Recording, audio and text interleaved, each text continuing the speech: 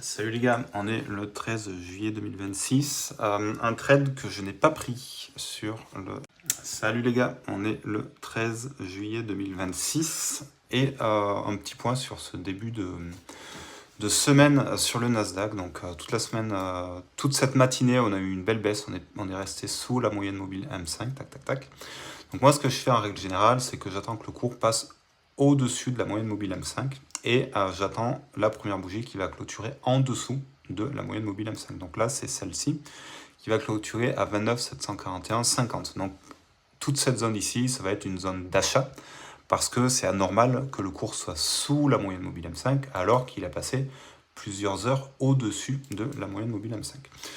Donc une fois que j'ai mon trait de clôture sous la moyenne mobile M5, je vais mettre notre trait à l'imbalance le plus proche, l'imbalance M5 le plus proche, car je sais que le cours normalement va venir récupérer les ordres d'achat non exécutés dans toute cette partie-là avant de repartir à la hausse. Et pour aller encore un petit peu plus loin, je vais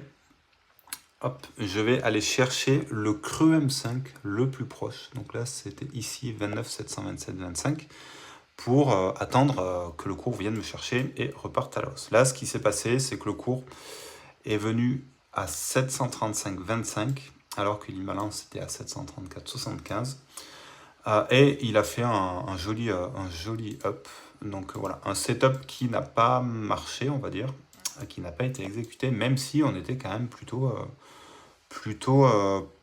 bien dans la lecture du trade. Donc là, on va voir ce qu'on fait maintenant, parce qu'on a le cours qui revient sous la moyenne mobile M5, en sachant qu'il a précédemment été tapé les 29 800, qui est quand même un joli chiffre rond. Et en plus de ça, il est sur un plus haut. Donc voilà, on va voir ce qu'on fait sur cette zone-là.